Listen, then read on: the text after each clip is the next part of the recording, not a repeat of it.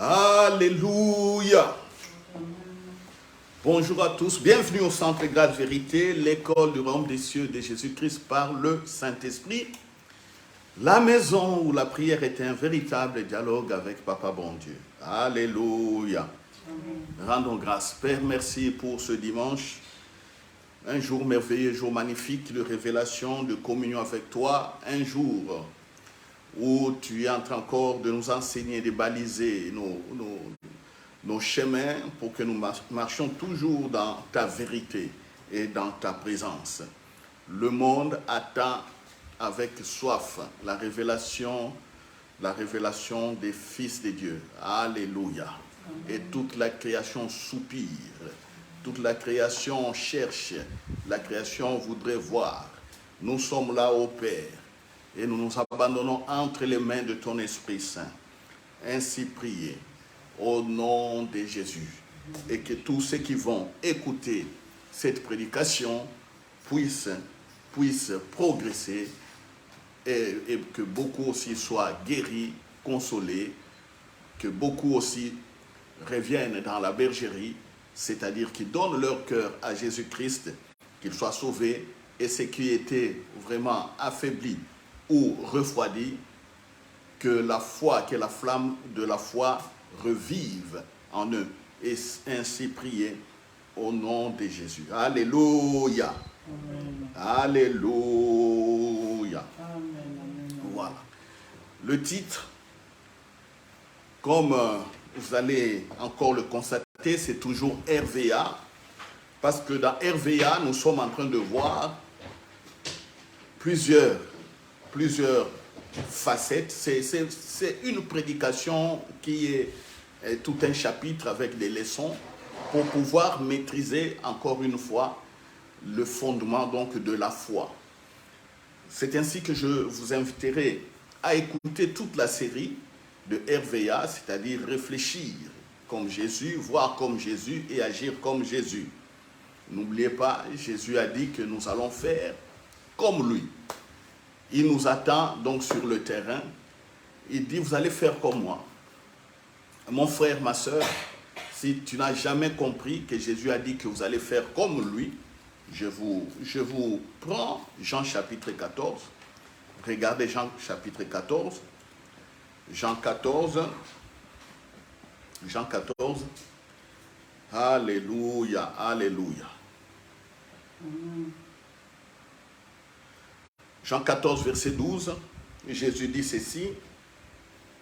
En vérité, je vous l'ai dit, celui qui croit en moi fera aussi les œuvres que je fais. Il en fera des plus grandes, parce que je m'en vais au Père. Alléluia. En vérité, je vous l'ai dit, celui qui croit en moi fera aussi les œuvres que je fais, et il en fera de plus grandes, parce que je m'en vais au Père. Je n'invente rien, je ne suis qu'en train de vous encourager à pouvoir saisir cette opportunité de la grâce, parce que Dieu s'est donné gratuitement à la personne de Jésus-Christ. Et Jésus dit, croyez simplement en moi, vous ferez ce que je fais. Ah, c'est vraiment, pour moi, c'est vraiment une leçon qui est facile, c'est pas trop compliqué. Il dit simplement, croyez en moi et vous ferez ce que je fais. N'est-ce pas que c'est facile? N'est-ce pas que c'est facile? Alors pourquoi vous ne faites pas comme Jésus?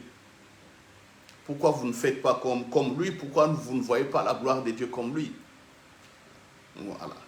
Si vous posez cette question et que vous dites que non, c'est impossible, profitez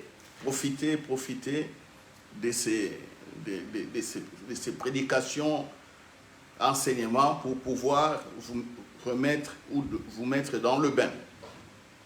Alors, nous sommes à la troisième partie de notre prédication, enseignement, RVA, réfléchir comme Jésus, voir comme Jésus et surtout agir comme Jésus. Alléluia. Amen. Ah, nous prenons Luc chapitre 17. Nous prenons Luc chapitre 17. Luc 17. Luc 17, verset 11. Nous allons lire du verset 11 au verset 20. Ah, vous allez découvrir que Jésus, notre Christ, est magnifique. Magnifique. Luc 17, 11. Jésus se rend à Jérusalem, passé entre la Samarie et la Galilée. Comme il entrait dans un village, 10 lépreux vinrent à sa rencontre. Se tenant à distance, ils élevèrent la voix et dirent: Jésus, Maître, aie pitié de nous. Dès qu'il les eut vus, il leur dit: Allez vous montrer au sacrificateur. Et pendant qu'ils y allaient, il arriva qu'ils furent guéris. L'un d'eux, se voyant guéri, revint sur ses pas, glorifiant Dieu à haute voix. Il tomba sur sa face aux pieds de Jésus et lui rendit grâce. C'était un Samaritain. Jésus, prenant la parole, dit: Les 10 n'ont-ils pas été guéris? Et les 9 autres, où sont-ils? Où sont-ils? Ne s'est-il trouvé que cet étranger pour revenir et donner gloire à Dieu? Puis il lui dit: Lève-toi, va, ta foi t'a sauvé. Les pharisiens demandèrent à Jésus quand viendrait le royaume des dieux. Il leur répondit: Le royaume des dieux ne vient pas de manière à frapper les regards. On ne dira point: il est ici ou il est là, car voici le royaume des dieux est au milieu de vous. Alors, ceux qui cherchent encore le royaume des dieux ou le royaume des cieux, cherchez premièrement le royaume des cieux et sa justice, et tout ce que vous demandez, tout ce que vous voulez, il vous sera donné. Ah! Vous voyez, les gens qui cherchent encore le royaume des cieux, comme j'ai toujours en mémoire, quand je prêche le royaume des cieux, il y a un frère qui a partagé ces messages. Alors, il a buté sur quelqu'un, un de ses amis, dans leur groupe de chrétiens, dans le groupe de prière, de partage et réflexion. Un frère dit: c'est faux ce que j'ai dit. Il faut continuer à chercher le royaume des cieux. L'autre frère qui partageait mon message, il dit: mais vous ne voyez pas, tu ne vois pas que le pasteur dit vrai, que le royaume des cieux est là. Et lui ne comprenait pas, parce qu'il a grandi dans chercher premièrement le royaume des cieux. Ah, vous qui cherchez encore, et à mes frères et sœurs, serviteurs et servantes de Dieu, qui prêchez encore, cherchez le royaume de Dieu ou le royaume des cieux. Ici Jésus dit, on ne les cherche plus, on ne cherche plus le royaume des cieux, car le royaume des cieux est là.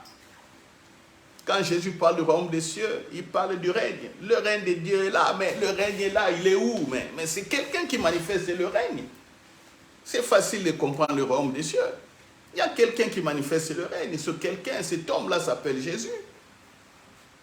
Et il dit: ayez foi en moi, vous allez manifester le règne de Dieu, le royaume des cieux. Alléluia. Amen. Aujourd'hui, le Saint-Esprit est là. Jésus a dit: je vous laisse entre les mains du Saint-Esprit. Et on refuse encore le Saint-Esprit. On ne comprend ni le royaume des cieux, ni le Saint-Esprit, ni la justification. Pourtant, c'est ça le fondement, le fondement de la vie chrétienne. Le fondement de la vie chrétienne, c'est ça. À certains, si je leur dis: tu sais que toi, tu ne peux pas pécher. Ah, comment? Moi, je ne peux pas pécher, c'est impossible. Ils ne croient pas. Oh non, tu sais, l'homme est faible.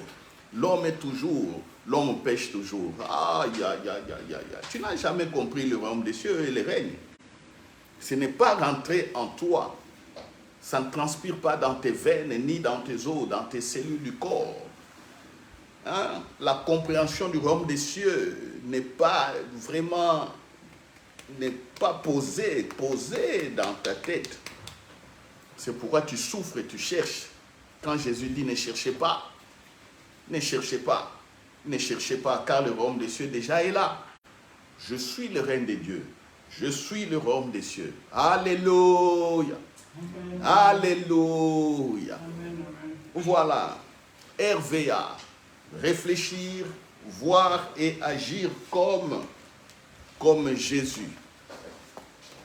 Nous allons décortiquer RVA. Nous allons décortiquer RVA. Alléluia. Oh Jesus.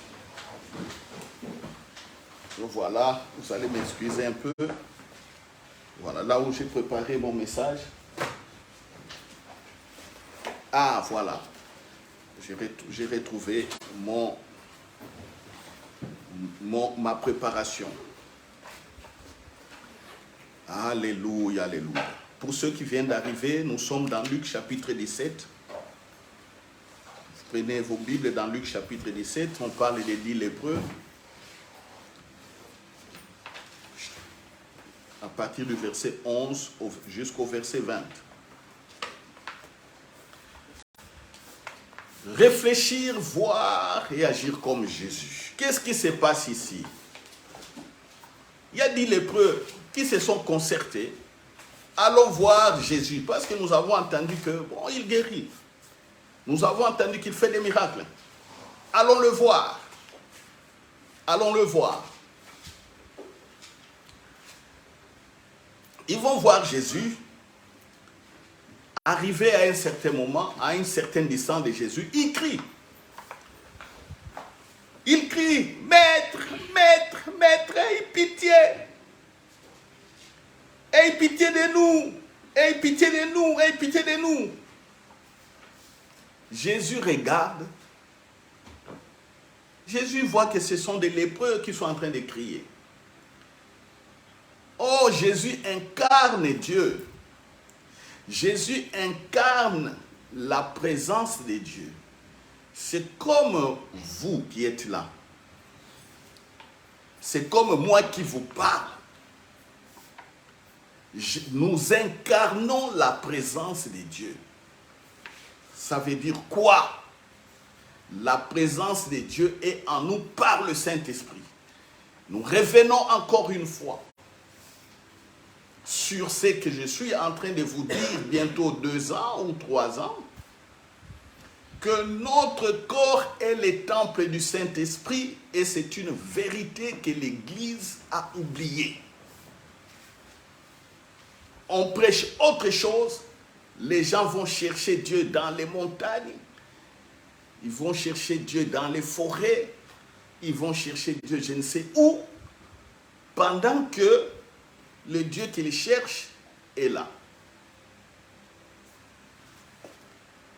La présence de Dieu est en vous. Jésus est là, homme, mais la présence de Dieu, il a la plénitude de la présence de Dieu. Et vous allez dire que non, moi je n'ai pas la plénitude. Qui vous dit que vous n'avez pas la plénitude? Qui? Donc vous avez une petite dose. C'est ça. Si on doit comprendre ça mathématiquement, donc vous êtes comme des bouteilles qui sont remplies peut-être un tiers ou peut-être à moitié de la présence de Dieu et que certains pasteurs sont remplis à 75% ou 80%, mais avoir 100% de la présence de Dieu, c'est difficile. C'est ce qui est dans la tête de beaucoup. Ils pensent qu'ils n'ont pas 100% de la présence de Dieu. Moi, je vous rassure que vous avez 100% de la présence de Dieu. Ce qui ne va pas, c'est que les gens ne comprennent pas la foi, et ni Jésus et l'œuvre qu'il a fait. Alors les gens souffrent, ils se débrouillent, ils forcent. Ils forcent. Dites-moi, Maintenant, si vous n'avez pas 100% de la présence de Dieu, vous avez combien? Vous-même. Allez dans la prière, allez chercher. Allez aussi trouver les enseignements qui parlent du pourcentage de la présence de Dieu dans l'homme. Allez chercher. C'est lui qui va trouver un tel enseignement. Voilà, avec démonstration. Voilà, il y a des gens qui ont 10% de la présence de Dieu. Il y a certains qui ont 20, il y a d'autres qui ont 30. Et c'est impossible d'avoir 100%. On est à même 90. Avec les péchés. 90, c'est difficile. C'est... Ah, non. Tu vois, même si ce pasteur-là a fait un tel miracle, ce n'est que la grâce. Mais il peut être dans les 20% parce qu'il n'est qu'un pécheur. Il n'est qu'un pécheur. Et là non plus, on ne comprend pas la justification. Jésus incarne la présence de Dieu. L'Esprit Saint est en lui.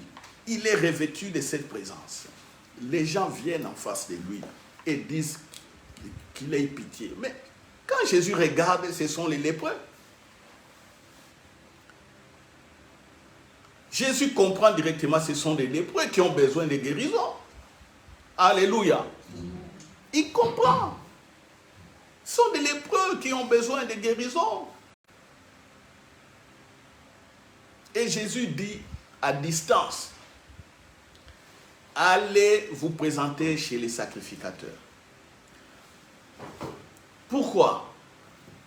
Dans la pratique mosaïque à l'époque de Moïse, ou dans la loi que Dieu a donnée à Moïse, pour être purifié de sa lèpre, il fallait aller voir les sacrificateurs, qui étaient là comme des bergers, comme des pasteurs, qui faisaient les cultes.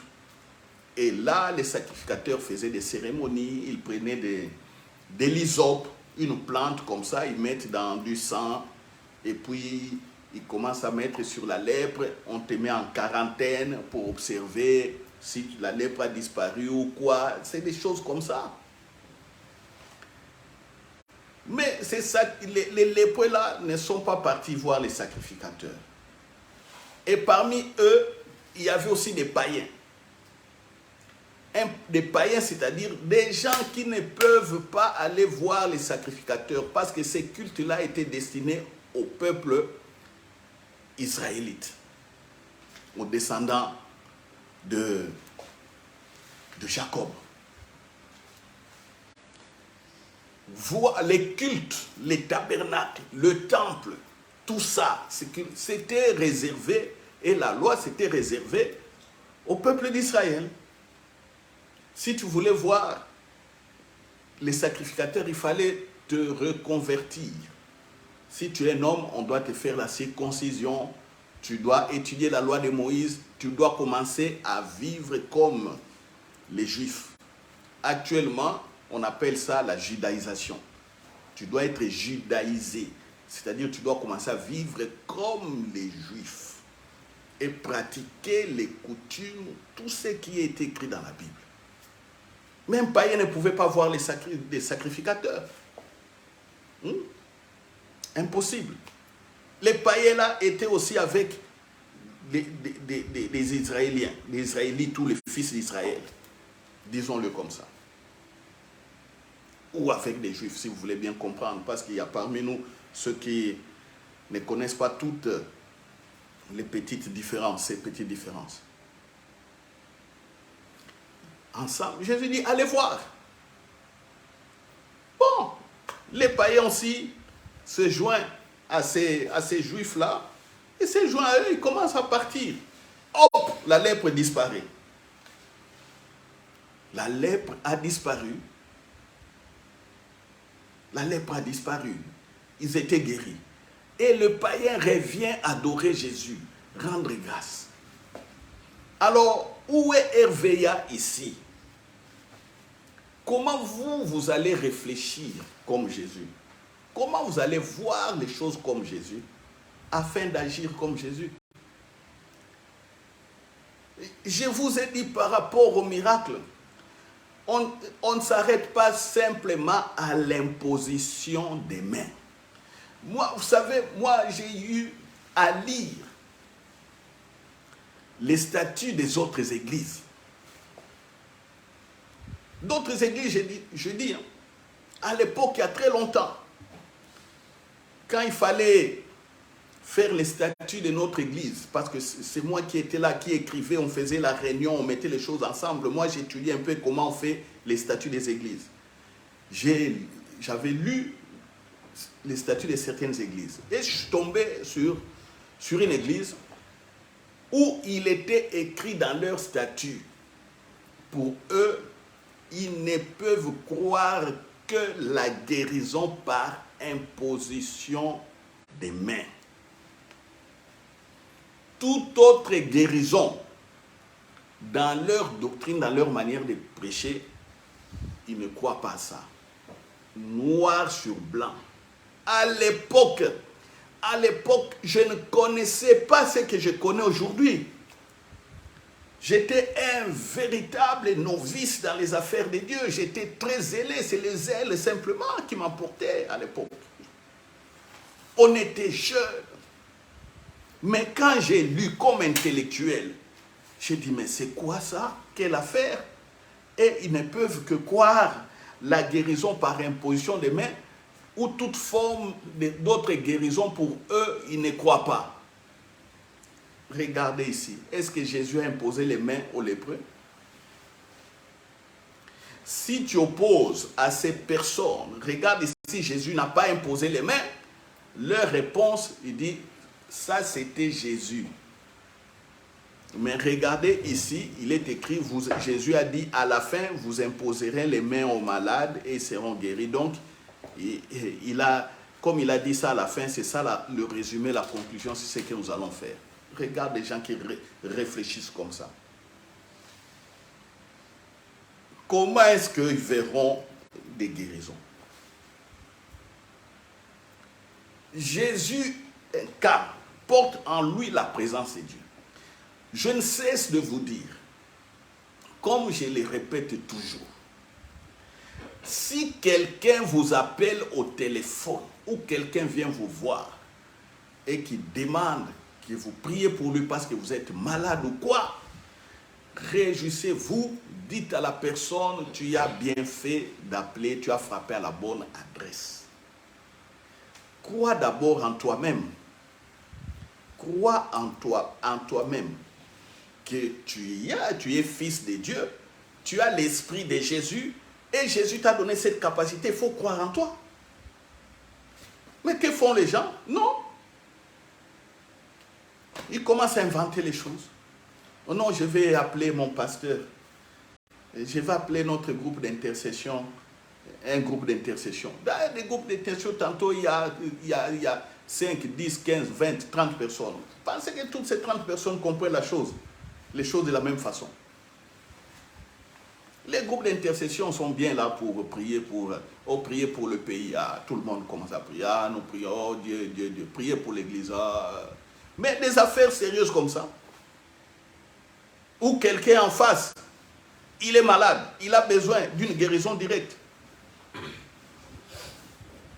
Et vous, Et je me rappelle encore quand j'étais dans l'ignorance, j'ai dirigé aussi plusieurs groupes d'intercession. J'avais mon cahier d'intercession. Les gens qui étaient malades, on mettait leur sujet de prière. On priait pour eux et j'ai téléphoné. On téléphonait. Allô, comment ça va? Ah, oh non, je souffre toujours. Ah non, tu sais, nous portons ton sujet dans la prière. Nous prions pour toi, tu es bon, on exhorte, on est pris. Et puis un jour, j'ai eu la leçon que je n'oublierai jamais. Dans l'église, on avait un frère qui avait un problème au pied. Il avait une plaie suite à une infection ou peut-être il était diabétique ou quoi, ou je ne sais pas. Et la plaie ne séchait pas.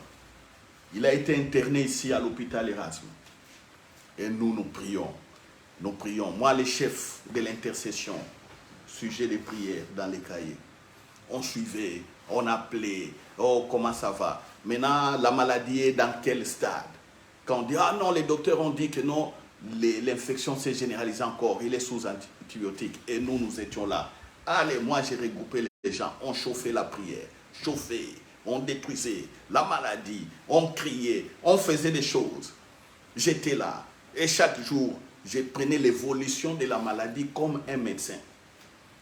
Pasteur médecin, ou frère médecin, ou je ne sais pas. Médecin. Ah, on a dit, j'ai appelé, hein, on m'a dit que non, les frères, ça ne va toujours pas. Ah, prions. Oh, il y a des gens que j'ai mobilisés qui ne dormaient même pas la nuit. Qui priaient aussi la nuit, là, ils se réveillent. Prions. Oh, et moi-même, à 4h, 5h du matin, tantôt, quand je suis debout, j'ai prié. Oh, nous ne savions pas. Nous ne savions pas que le frère lui-même a décidé déjà qu'on lui coupe les pieds. Vous vous rendez compte? Et pendant que nous, on chauffait dans la prière, et lui, il s'est fait couper les pieds. On a coupé son pied, il portait une prothèse. On a coupé son pied, nous, pendant une semaine, nous prions, nous continuons à prier. Oh, Dieu guérit, Dieu guérit. Là, les pieds déjà coupés. Mais nous, ici, nous, dans la prière, Dieu guérit, Dieu guérit. Petit, tu comprends? Hein? Sergas, tu comprends? Moi, nous sommes en train de prier dans le groupe d'intercession. Guérison, guérison, guérison. Pendant une semaine, lui, les pieds étaient déjà coupés. Je cherche à joindre les messages. Je n'avais plus d'informations sur les frères. Mais qu'est-ce qui se passe? Deuxième semaine après, j'ai dit, mais pourquoi on ne me donne plus les nouvelles de ces frères? Moi, je suis en train de chercher. Et puis bon, quelqu'un me dit, oh non, on lui a coupé les pieds. Ah! On lui a coupé les pieds. Nous, 2 semaines, intercession, guéri, Dieu guérit, Dieu guérit, Dieu guérit. Vous voyez? Vous voyez ce qui arrive? Quand on est ignorant de la présence de Dieu, c'est des choses comme ça qui arrivent. On souffre, on crie, on jeûne, la nuit on ne dort pas, on veille, tout ça, mais lui là-bas, il dit, coupez-moi les pieds, je suis fatigué, coupez. Et puis il était sincère, courageux dans ce qu'il voulait. Vous voyez? Vous voyez? Alors, c'est comme ça ici. On ignore la présence de Dieu. Jésus n'impose pas les mains ici. Dans la présence de Dieu, le mal est étouffé. Dans la présence de Dieu, la maladie n'agit plus. C'est détruit. C'est comme brûlé comme ça. C'est ce que nous devons comprendre. Quand on entre dans la présence de Dieu, il y a une autre atmosphère. C'est comme ici, on est dans une autre atmosphère. Atmosphère du ciel, comme on dit. C'est ça l'atmosphère du ciel. Et pourquoi les gens sont malades? Parce que les gens ne comprennent pas qu'ils sont dans la présence de Dieu. Ils ne comprennent pas. Et nous qui prêchons, et ceux qui nous écoutent, tous, on est dans un embouteillage comme ça, on ne comprend rien. Jésus, ils sont venus dans la présence de Jésus. Ils sont venus. Ici, la présence, ils sont loin. Mais quand ils sont loin, mais quand vous parlez, vous échangez avec quelqu'un, même ici, ils sont loin. Hey, pitié de nous, hey, pitié de nous. Quoi? Hey, pitié de nous. Ah, allez vous présenter chez les sacrificateurs. Ah, ok, allez-y. Et ça, c'est être dans la présence de quelqu'un. La présence de quelqu'un ne veut pas dire simplement que tu y es là côte à côte avec lui. Non. Que tu es là à 1 mètre de lui, non. Même si ils étaient à 20 mètres, même s'ils étaient à 20 mètres, le fait qu'ils aient parlé et que Jésus avait écouté, ils étaient déjà dans la présence de Jésus. Alléluia. Amen. Mais c'est ça. Et l'amour de Dieu est tel que le malade est guéri. Jésus en lui-même, Jésus en lui, manifeste l'amour de Dieu pour la guérison. Manifeste ça. Mais Jésus ne parle pas. C'est ce que vous devez comprendre. Je vous ai dit, quand on commence à réfléchir comme Jésus, et ça, on parlera de l'état de cœur. Comment est-ce que votre cœur pense? Comment est-ce que vous pensez, vous? Comment est-ce que vous pensez? Comment est-ce que vous pensez? Quand vous avez des pensées tordues, vous bloquez la présence de Dieu. À moins que ce soit simplement la grâce. Que la grâce qui se manifeste pour que vous soyez enseigné. Que la grâce vous perturbe un peu votre enseignement, que vous compreniez. Alléluia. Alléluia. Réfléchir comme Jésus, c'est ça. Attention donc, au niveau de la présence. Donc je disais, la guérison est déjà dans la pensée et la présence de Dieu.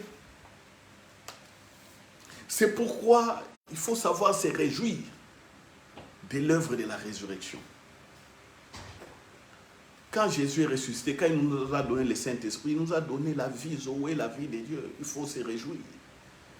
Je vous dis, mes chers frères et sœurs, les prières que vous faites à tout moment, là, priez, priez, priez en désordre. Les jours où vous allez comprendre la présence de Dieu, vous allez arrêter de prier comme ça. Vous allez oublier même que vous avez un carnet de prières. Vous oublierez ça. Parce que vous serez intéressé simplement à écouter, à voir la sagesse de Dieu pour agir. Quand il dit rien n'est impossible à celui qui croit, les gens vont aller chasser les démons. Ils n'arrivent pas à chasser les démons. Le papa du garçon dit à Jésus, mais j'ai amené mon fils qui est malade pour que les démons soient chassés, mais ils n'ont pas pu. Jésus regarde et dit, vous êtes des incrédules comme ça. Jésus regarde l'enfant, il chasse les démons. On pose à Jésus la question, mais comment tu as pu faire? Jésus a dit, ce genre d'esprit ne sort que par les jeûnes et la prière. Qu'est-ce que Jésus voulait dire? Simplement rester dans la présence de Dieu à tout moment. Vous allez comprendre comment agir. Alléluia. Amen. Ah, mais oui. Sachez rester dans la présence de Dieu pour savoir comment agir. Sachez penser à Dieu.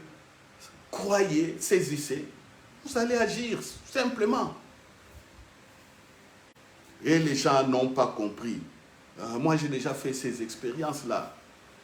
De beaucoup gêner et prier afin d'aller chasser les démons. J'ai eu aussi des échecs. Je ne savais pas pourquoi il y avait des échecs.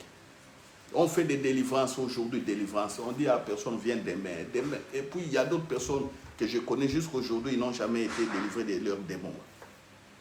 Vous voyez? Mais aujourd'hui, si ils comprennent ça, ils auront la délivrance avant même qu'ils viennent ici. Laissez la porte là ouverte. Ne fermez pas la porte. Alléluia. Amen. Alléluia. Amen. Alléluia.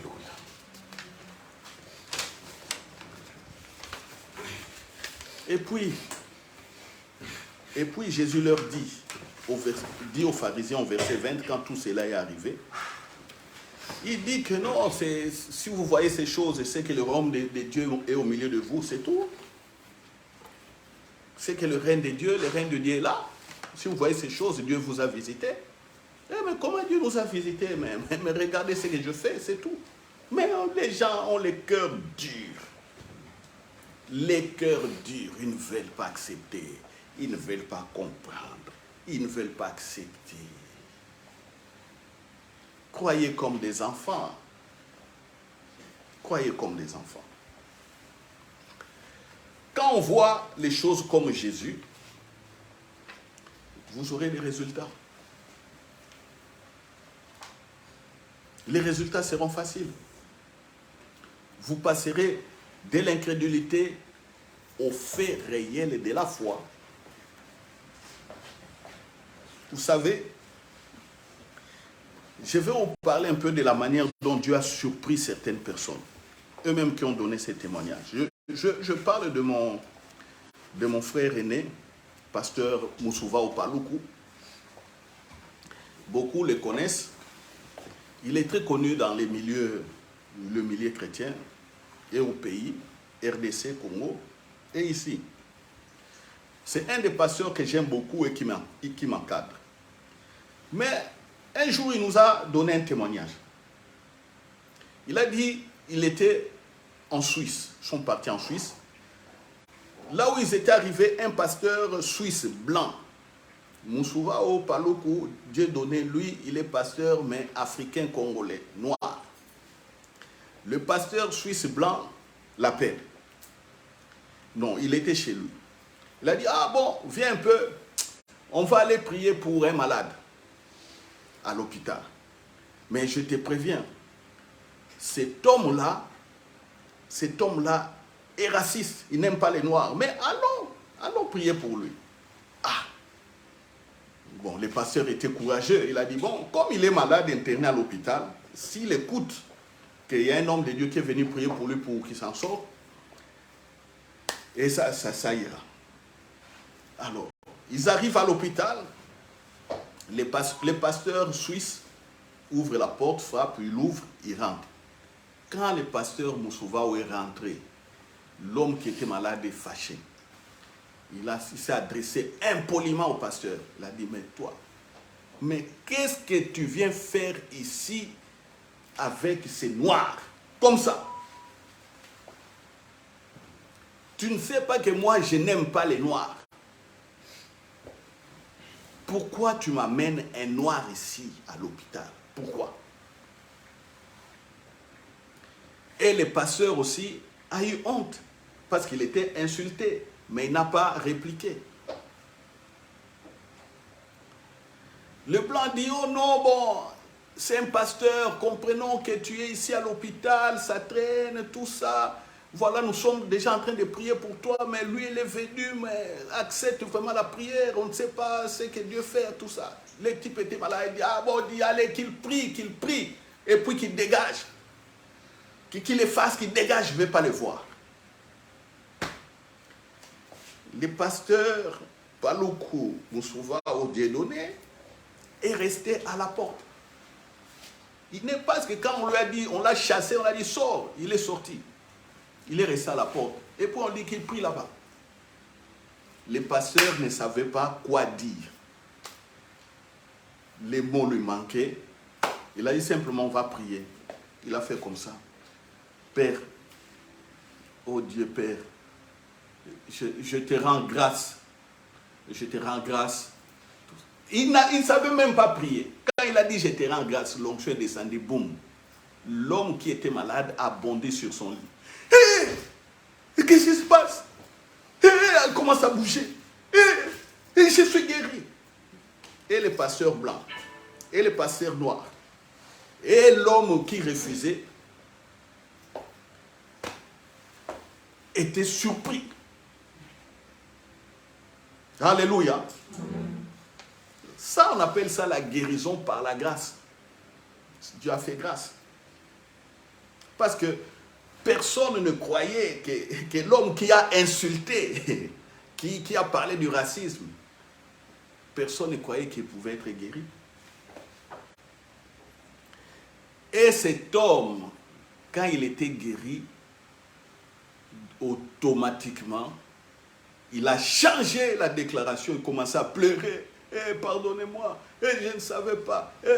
Et cet homme qui avait beaucoup d'argent est parti faire des orphelinats au Bénin ou au Niger, des choses comme ça en Afrique de l'Ouest. Il a créé des choses. Il a commencé à utiliser son argent pour aider les pauvres. Guérison par la présence de Dieu. Sans dire, oh, que mon frère soit guéri, que la puissance de Dieu vienne sur toi comme nous on est habitués à prier, à faire. Sans dire ça. Sans dire ça. Guéri. Je viens du Congo de Kinshasa. Maman Agnès Abdallah. C'est une maman avec qui on priait. Maman Agnès m'a raconté le même témoignage qui lui est arrivé. Il y a des gens qui étaient à l'hôpital, aux cliniques d'Ngalema, malades dans des soins intensifs. Quelqu'un qui perdait les sangs, donc on mettait les sangs à couler, Il y a des pasteurs qui sont partis là-bas, qui ont prié. Rien. Quelqu'un est venu dire à maman nièce, viens, on va aller prier. Elle pose la question, qu'est-ce qu'il y a? Oh non, il y a quelqu'un qui est là, le sang ne fait que couler. Donc des sachets de sang tous les jours. Quand elle arrive à l'hôpital, elle veut rentrer, on interdit, on dit ici, personne d'autre ne peut venir prier, on bloque tout ça, c'est un tel pasteur qui vient ici, c'est lui qui prie ici, c'est lui. Personne d'autre. On lui a refusé l'accès. Elle a prié aussi à la porte, frustrée. Elle a dit, bon, ça ne va, c'est pas grave, je vais prier. Il a dit simplement, merci, oh Dieu, toi tu connais toutes choses. Elle a fait aussi une prière comme ça. Elle part. Quand elle est partie, le jour même, la guérison, les sangs qui coulaient, les sangs arrêtés, il y avait des personnes qui étaient dans le coma. Plusieurs jours dans ces soins intensifs. Les gens qui étaient dans le coma se sont réveillés. Alléluia. Amen. Alors, quand il me racontait cela, on était en train d'échanger sur les difficultés, par exemple, de bâtir l'église, de construire tout ça. Je lui ai dit, maman, laisse ces affaires-là, ça c'est les affaires du Saint-Esprit. L'essentiel est que toi, tu sois en communion. Quand je commençais à expliquer la présence de Dieu et la communion, c'est comme ça que ce témoignage est sorti. J'ai dit, sois en paix, maman, continue l'œuvre de Dieu, sois en paix. Les gens dans les comas réveillés, des malades impossibles qui vont mourir dans les minutes ou les heures qui suivent, guéris complètement. Vous voyez la présence de Dieu. Vous voyez la présence de Dieu, quand on est conscient de la présence de Dieu, c'est ce qui peut arriver. Quand maman est partie prier là-bas, qu'est-ce qu'elle avait dans son cœur? L'amour, simplement que les gens soient guéris. Et Dieu a utilisé ça, c'est tout. Sans imposition de main, c'est arrivé. Je vous donne un autre cas. Là, je suis la guérison. Rentrons dans les cas des affaires. Le pasteur Yongisho dit ceci. Un jour, dans son bureau, il y avait une maman là dans son église qui dérangeait trop. Elle était déjà devenue vieille. Vous savez, les mamans qui sont vieilles, qui deviennent vieilles, et surtout qui vous ont vu commencer les ministères jeunes, hein, et puis vous progressez. Ce sont des mamans qui sont un peu fermes, qui peuvent vous dire aussi certaines choses comme ça. Ils ont des libertés. Ça dépend de la relation avec la maman, avec le pasteur. Quand sa maman venait voir le pasteur Yongisho, elle parlait de beaucoup de choses. Pendant que Yongisho devait soit travailler ou quoi. Lui, il voyait que cette maman-là l'embêtait. Un beau jour, un des diacres du pasteur Yongisho vient. Il dit, pasteur, moi, vous savez que j'ai démissionné de l'église parce que je dois m'occuper de mon imprimerie. Toutes mes économies que j'avais et les crédits que j'avais eus, j'ai déjà pris une place. J'ai acheté des machines à crédit. Il y a tout est bien organisé. L'imprimerie doit commencer dans 2 semaines.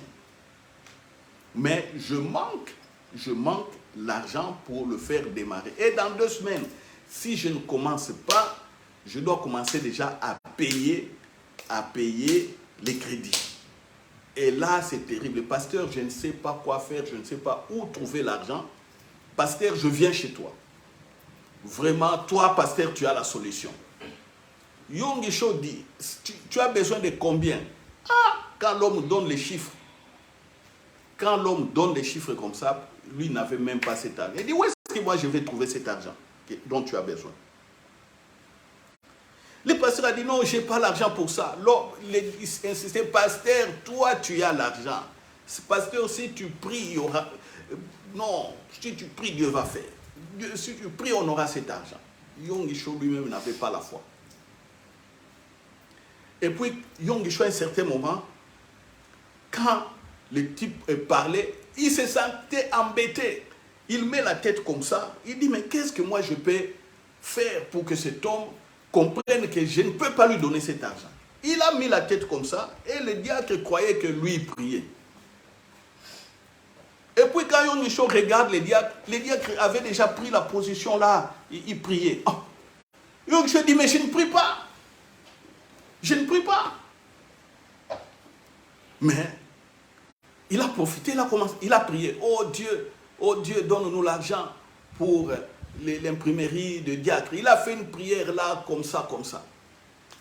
Il dit, ça va frère, on a prié, vas-y. Le frère est parti. Le frère, pour lui, il s'est mis debout, il était surassuré, il souriait qu'il avait eu ce qu'il voulait. Alors, 2 jours après, quelque chose comme ça, la maman dérangeuse ou la vieille dame dérangeuse vient voir Yongisho. Et Yongisho avait donné signal à sa secrétaire, si tu vois cette maman venir, dis-lui que je ne suis pas là. Il dit lui-même dans son bureau, il y a 2 portes. La porte dont il rentre devant les secrétaires, et puis il y avait aussi une autre porte, il pouvait sortir sans que les gens les voient. La maman vient. La maman voit la secrétaire, la vieille dame. Oh non, je vais voir le pasteur Yongisho. Quand la secrétaire disait, oh non, attends, parce que la secrétaire devait appuyer un bouton là, comme ça lui allait voir une lumière ou quoi sonner. Il dit, ah non, pasteur, il faut sortir, la vieille dame est là, selon le code qu'il avait donné. La secrétaire voulait appuyer sur le bouton, la maman est partie directement au bureau du pasteur, il a ouvert la porte, il est rentré. Quand Yongisho l'a vu, il a dit, ah, cette vieille dame, je suis en plein travail, elle va encore me déranger, de quoi elle va parler? La vieille dame dit, ah, pasteur, tu sais, pasteur, ces derniers temps, tu sais, j'ai de l'argent, vraiment, j'avais mis beaucoup d'argent comme ça de côté, mais je ne sais pas quoi faire avec cet argent. Je ne sais pas, ça me dérange, je ne sais pas, donne-moi un conseil, tout ça. Oh, qu'est-ce que tu veux faire avec cet argent? Je ne sais pas, même, je peux même donner à l'église comme ça, je ne sais pas. Je n'ai rien à faire. Yongisho demande, cet argent c'est combien? La vieille dame donne le montant exact dont avait besoin les diacres pour son imprimerie. C'était plus de 20 000 $ à l'époque. C'était très cher. Plus de 20 000 ou peut-être 50 000. La vieille dame, oh non, ça fait longtemps que j'économise cet argent. C'est autant. Yongisho dit, c'est autant. Maman, viens avec. Viens vite. Va prendre cet argent est où? Oh, ramène tous les documents. On voit. Et puis il a appelé les diacres, nous avons eu l'argent. Les diacres étaient contents, Dieu a répondu. Mais, qu'est-ce qui s'est passé? Vous savez, quand on est dans la présence de Dieu, même quand on fait les affaires, il faut faire attention à ce qu'on dit et à ce qu'on fait. Là, on voit encore, c'est un exaucement. Dieu a répondu par la grâce. A touché les gens, il y a quelqu'un qui était déjà préparé pour ramener l'argent. Et puis, le moment venu, hop, il a manifesté. Mais quand les enfants de Dieu sont ensemble, ou quand ils prient, ils oublient que Dieu est là et ils écoutent tout. Ils écoutent et ils voient même les pensées des cœurs, ils oublient. Et prier, les gens prient en désordre comme ça. Et puis on s'étonne, il n'y a pas de résultat. Non. Alléluia. Faites attention. Faites attention. Soyez conscients de la présence de Dieu. Réfléchissez, voyez les choses. Comme Jésus, Quand on venait voir Jésus, devant Jésus, rien n'était impossible. La lèpre là dont on a parlé, la lèpre, qui pouvait guérir la lèpre à l'époque? Même aujourd'hui, il y a des traitements sur la lèpre, tantôt ça guérit, tantôt c'est compliqué les problèmes de peau là. C'est parmi des maladies qui sont, je pense, difficiles à guérir. Je ne suis pas médecin, s'il y a un médecin, il peut me contredire. Mais à l'époque, soigner la lèpre, c'était compliqué. Vous voyez? La pensée de Dieu, l'amour, la guérison est là. Hop, allez allez voir les sacrificateurs en route, subitement ils sont guéris. Ils sont guéris comment? Parce qu'ils étaient dans la présence de Dieu, incarnés par Jésus, et Dieu voulait ça. Alléluia. Donc ne soyez pas incrédules. Pasteur Kenneth Hagin, la même chose. Lui à 17 ans, guéri seul à 17 ans. Seul. Lui était guéri par la foi. Lui, ce n'était pas le hasard. Pourquoi il avait une malformation cardiaque? C'est comme ça que je vous dis, vous les jeunes. Aujourd'hui, vous avez 18 ans, 17 ans, tout ça. J'ai dit, il y a la prière le mercredi. Que toute l'église prie et que vous aussi les jeunes, vous devez être là. Je sais ce que je fais. Si vous croyez que vous allez continuer à vous comporter comme des bébés, comme des enfants, même certains parents ici, ils ont oublié que les enfants ont atteint une certaine majorité. Ils pensent toujours que leurs enfants sont des petits qu'ils ont élevés comme ça jusqu'à aujourd'hui. Nos enfants maintenant, les aînés de l'église, ont maintenant 18 ans, 19 ans. Ils commencent à pousser. Ils sont des majeurs. Chaque mercredi, j'envoie un message. Tard, à 18h, l'heure de la prière a commencé. Je vous dis, priez même là où vous êtes. L'église est en prière.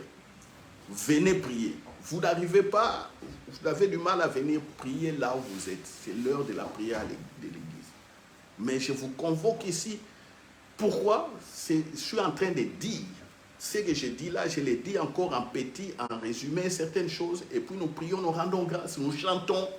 Après, nous faisons encore intercession. Je suis en train de tourner la machine de la foi. Moi, l'onction, moi j'avais déjà une forte onction, mais je ne savais pas que j'avais l'onction. Il fallait que je rencontre des frères qui voyaient déjà l'onction pour que je comprenne que j'ai l'onction. Mais avant de les rencontrer, j'ai fait des miracles. J'ai prié pour les gens qui étaient guéris. Femme stérile a eu des enfants. Aujourd'hui, cet enfant s'est marié. Des personnes qui avaient des genoux malades, je touche comme ça des guérisons. Imposition des mains, les démons parlent. Imposition des mains, il y a des gens qui sont baptisés du Saint-Esprit. Mais moi, je ne savais pas que j'ai l'onction. Comme personne ne m'avait dit que non, toi tu es pasteur, pour moi dans ma tête, ce sont toujours les pasteurs, même si je suis en train de forcer comme frère. Et j'avais commencé à quel âge? Jeune. Sans un encadrement bien précis, comme maintenant je suis en train d'encadrer. Nous, c'était un peu de la débrouillardise. Ceux qui nous précédaient là, à l'époque, ne connaissaient pas ce que je dis. S'ils connaissaient ce que je dis, ça allait être autre chose aussi. Eux aussi, ils ont été enseignés, donc il y a eu une transmission. Dieu a fait grâce, petit à petit. Donc petit à petit, par la grâce, nous avons évolué, chacun dans son parcours. Vous voyez? Comme je vous dis à 13-14 ans, moi, Dieu me parle à 13-14 ans, je ne sais pas que Dieu me parle. Je parle de moi-même. Je cherche de l'argent, j'achète la Bible. Je donne à ma cousine Hermine qui est ici, pas loin vers Anvers là. Elle m'a acheté la Bible dans son école, elle lycée Tobongisa, là où elle étudiait. Et je lisais la Bible pendant les vacances, moi-même, sans que personne ne me le demande. Je lis la Bible pendant les grandes vacances, juillet, août, à Kinshasa, sur mon lit, et je sentais des fraîcheurs venir sur moi. Je sentais que c'était bien. Et je lisais la Bible tous les matins. Mais dans la maison, qui savait, qui pouvait m'orienter? Personne. Je n'ai jamais dit ça à mes parents ni à mes frères. Jamais. Je n'ai jamais dit. Pourquoi? Parce que personne ne connaissait Jésus comme on le connaît maintenant. Et surtout, à l'époque, on avait déjà fui l'église catholique, on ne partait plus à l'église catholique. La famille est très chrétienne pratiquante, notre famille. Vous voyez? Très chrétienne pratiquante. Mais on n'y allait pas. 13-14 ans, on était déjà dans l'alcool. 13, 14 ans, on était déjà dans des sales choses. Sales, à part l'alcool, des sales choses à cet âge-là. Vous comprenez?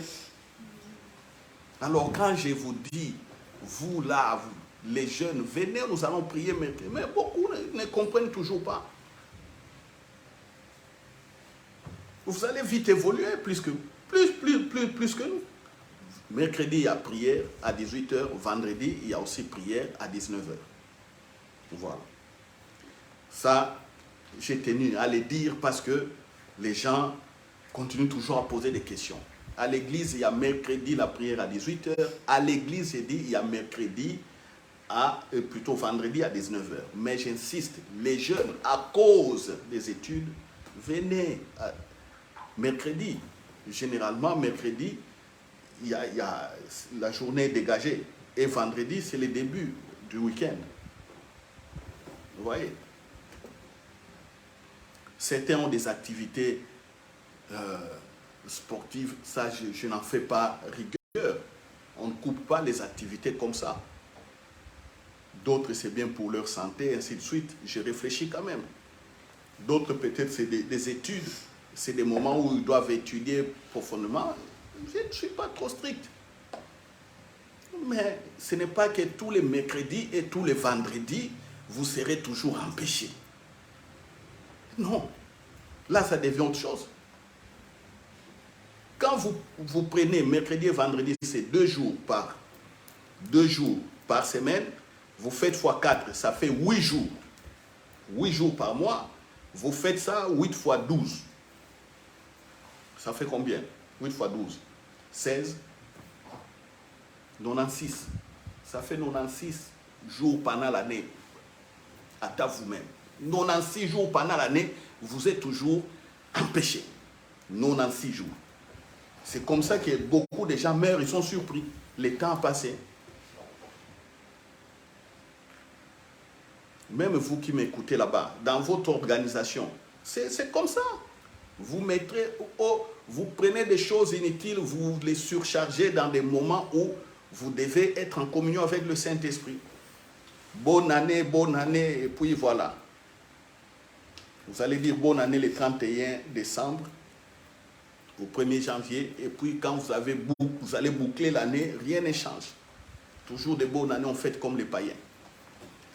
Ici, un païen lépreux est venu à Jésus, le païen lépreux est guéri. Guéri, un païen lépreux, il est guéri. À cause de son attention à Jésus, il vient à la présence de Dieu, il est guéri. Voilà. Donc, il faut réfléchir et voir les choses comme Jésus. Jésus a dit, le royaume des cieux est là. Prenons encore c'est Luc 17. Prenons encore le verset 20. Les pharisiens demandèrent à Jésus, quand viendrait le royaume de Dieu? Quand est-ce que Dieu va venir? Hein? Vous criez, oh Dieu, tu es où Dieu? Oh Dieu, tu ne vois pas mon problème. Même dans les chants, toujours Dieu est où? Dieu mon problème, Dieu ma solution, ou Dieu, tout. Ici, quand viendrait le royaume de Dieu, le règne de Dieu, nous voulons voir Dieu. Jésus dit, vous voulez voir Dieu? Oh, mais Dieu est déjà au milieu de vous. Il est où? Il est où? Il est où? Jésus dit, je manifeste le règne de Dieu. Ah, et donc toi Jésus, tu peux nous montrer, est-ce que tu peux nous montrer, tu es le Christ, Jésus dit, je vous l'ai déjà dit, mais vous ne voulez pas croire. Le Christ, c'est lui qui a l'onction de Dieu. C'est lui qui est venu pour sauver. Jésus. Voilà.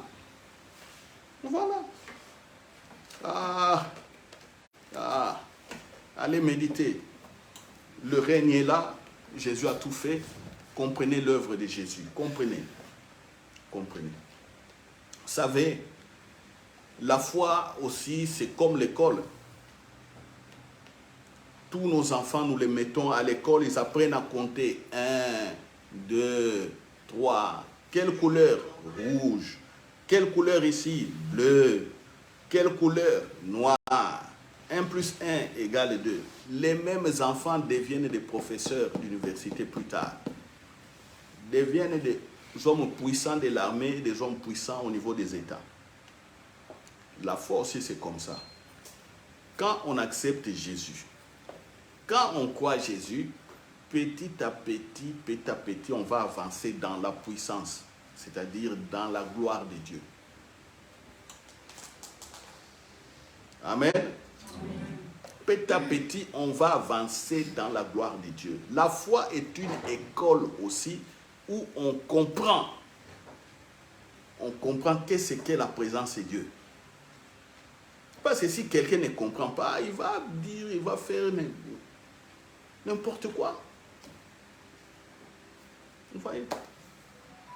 Alors moi, je vais vous encourager en disant, allez guérir les malades. Alléluia. Amen.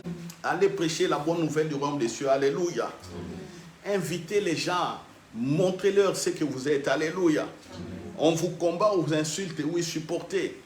Un beau jour, vous deviendrez comme vraiment des bétons.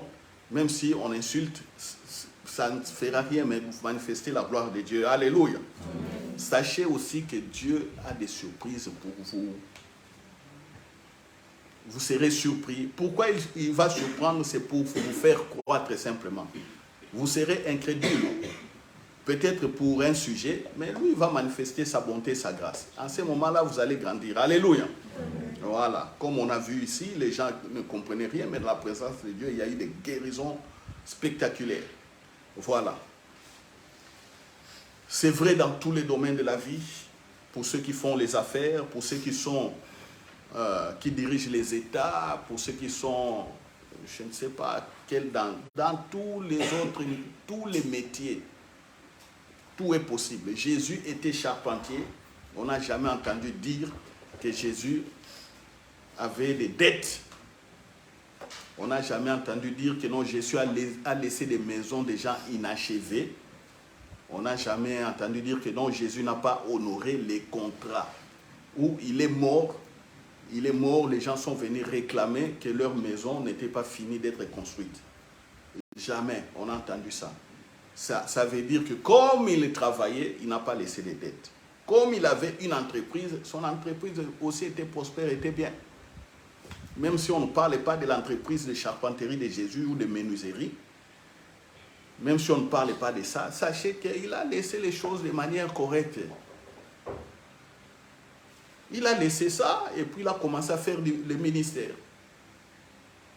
Il ne faisait pas le ministère et puis il dit, ah, j'ai oublié, je dois aller scier 5 bois là-bas parce que les tôles de la sœur, c'est pas Marceline, doit être finies, ou les tôles du frère Joseph. Non, il n'a pas fait ça. Il n'a pas fait ça. Voilà. On va prier et nous allons rendre grâce à Dieu. Pour ceux qui sont ici, j'ai des sujets importants de prière. On fera une prière ensemble d'intercession pour quelques minutes. À la fin, je ne sais pas dire ça en live, mais rendons grâce pour cet enseignement. Prions. Père, je rends grâce pour cet enseignement. Tu nous motives dans le règne, dans le royaume des cieux. Tu nous demandes de voir comme Jésus, de réfléchir comme Jésus et d'agir comme lui. Car tu es là. Tu es là. Ta présence est pleine en nous. Ta présence est là. Ta présence est manifeste. Merci Père. Merci. Merci. Quel amour et quelle grâce. Quel amour et quel don. Tu t'es fait don. Tu t'es fait don pour nous. Je ne peux que te bénir. Je ne peux que te dire merci. Que tous ceux qui ont entendu, puissent avancer, puissent évoluer. Oh, dans la gloire. Grâce sur grâce. Paix sur paix. Au nom de Jésus-Christ. Au nom de Jésus-Christ. Ainsi priez. Amen. Bonne semaine à tous. C'est dimanche. Nous sommes au début de la semaine. Et nous avons une sœur qui est venue pour la première fois. Sœur, vous êtes venue pour la première fois. Comment vous appelez? Abigail. Hein? Abigail. Abigail. Ah. comme dans la Bible. Et Abigail comme dans la... Bon, on va vérifier ça. On va vérifier. Ce que tu as écouté aujourd'hui, on va vérifier. Hein, Abigail, hein? On va vérifier ça. Alors, soyez la bienvenue parmi nous. Au nom de Jésus. Amen. Ok, allez.